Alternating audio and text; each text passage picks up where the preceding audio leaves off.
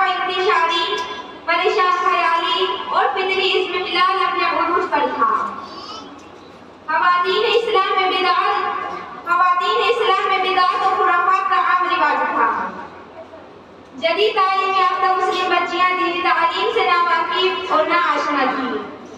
امت مسلمہ کی بیٹیوں کے لیے دینی تعلیم گاہیں نایاب نہیں تو کامیاب ضرور تھی۔ اس نازک بحرانی دور میں ایک صاحب دل اور اہل اللہ کے صحبت یافتہ ذیق و عالم دین حضرت مولانا عبداللہ بن عبدالعزیز ندوی دامت برکاتہم العالیہ نے انتہائی قلت سامانی، غربت و حالات میں ایک تک مٹی کی بوسیدہ عمارت میں امت مسلمہ کی بیٹیوں کے لیے دینی تعلیمی و اصلاحی درسگاہ کا عزم کیا۔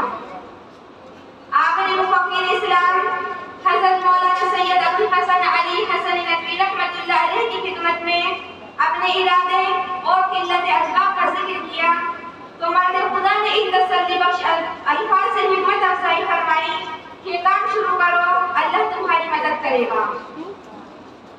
سامعین کرام، اس مدرسے کا نام المدرسۃ الاسلامیہ للبنات تجویز کیا گیا۔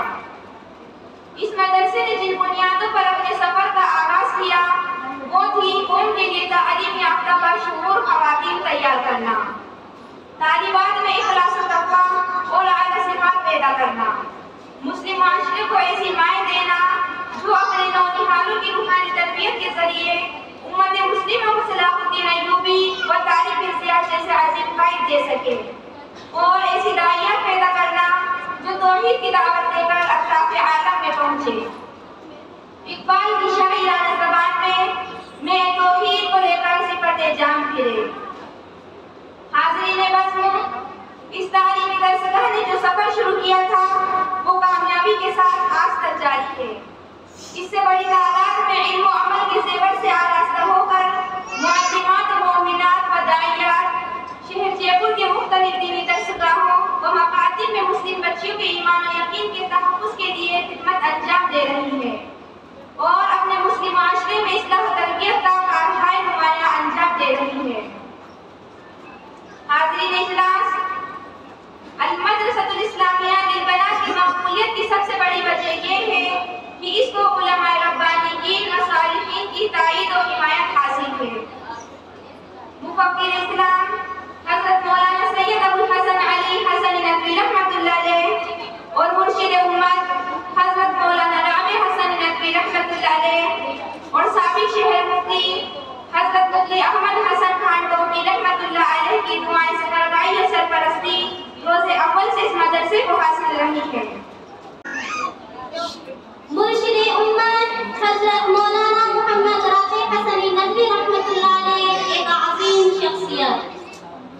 ستارے ٹوٹتے رہتے ہیں روز و شب لیکن ستارے ٹوٹتے رہتے ہیں روز و شب لیکن غضب تو یہ ہے کہ اب آفتاب ٹوٹا ہے۔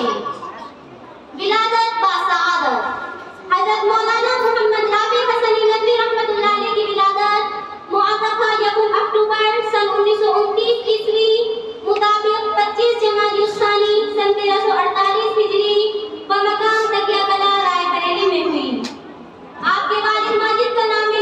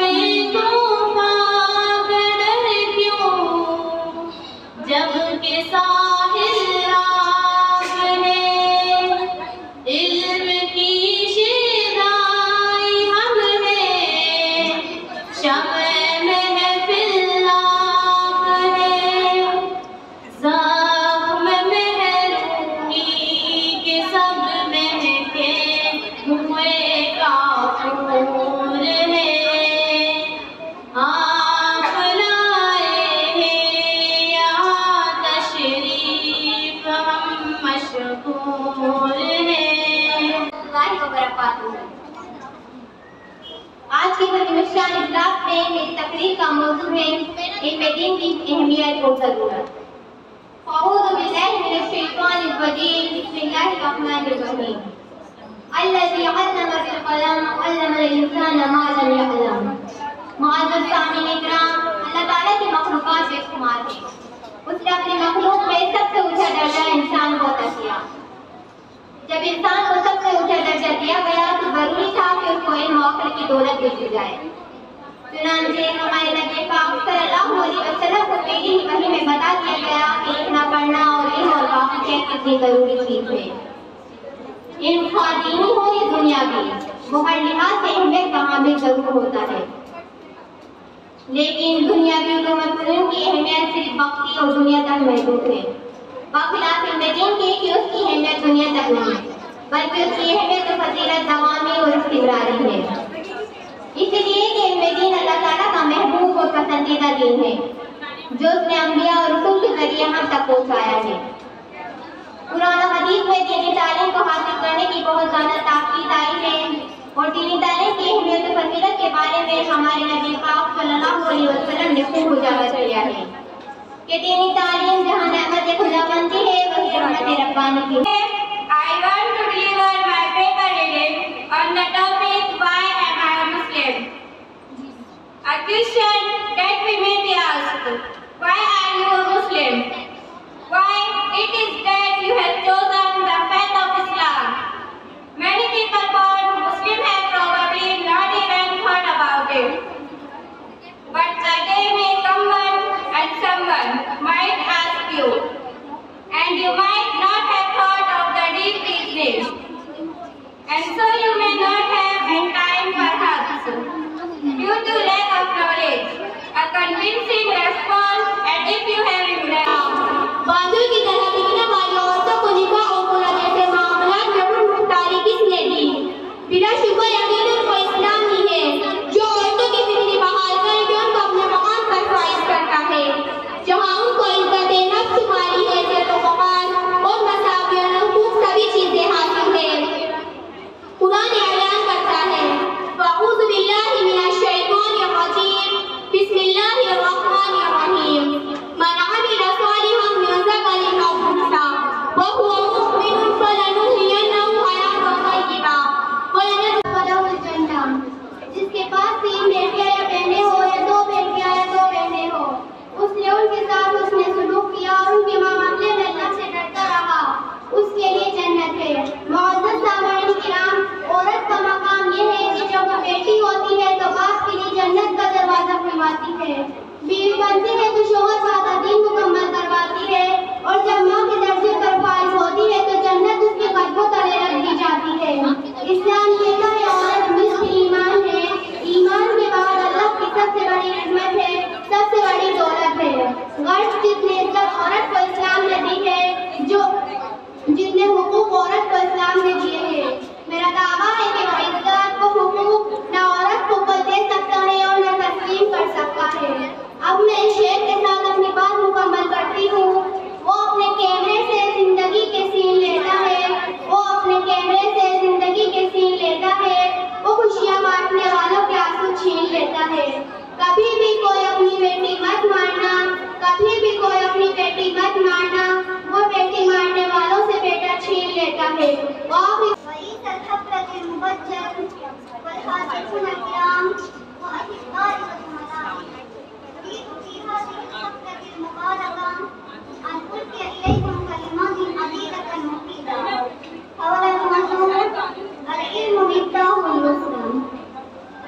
قال الله تعالى وقل رب زدني علما وقال تعالى قل هل يستوي الذين يعلمون والذين لا يعلمون وقال إنما يخشى الله من عباده العلماء وقال رسول الله صلى الله عليه وسلم من يرد الله به خيرا يفقهه في الدين وقال لا حسد إلا في اثنتين رجل آتاه الله مالا فصدقه على هلكته فالحق ورجل آتاه الله الحكمة فهو يهزي بها ويعلمها.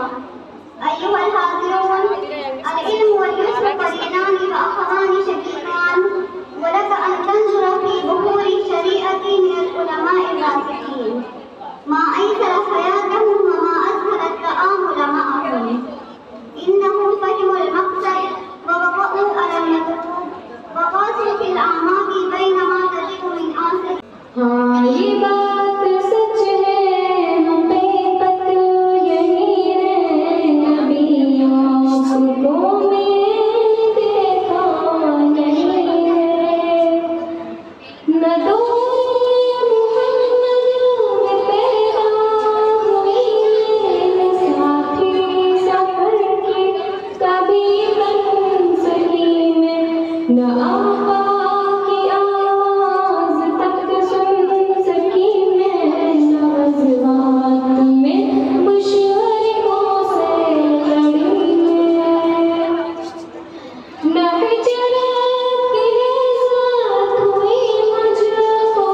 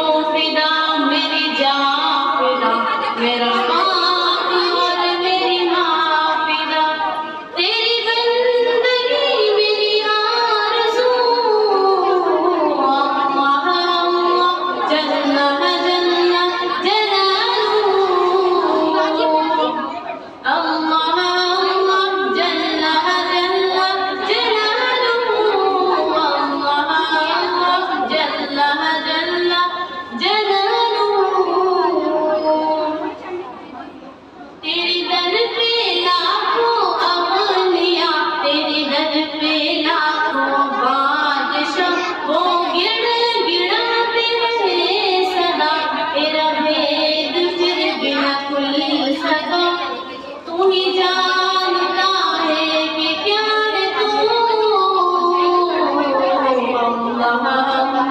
جل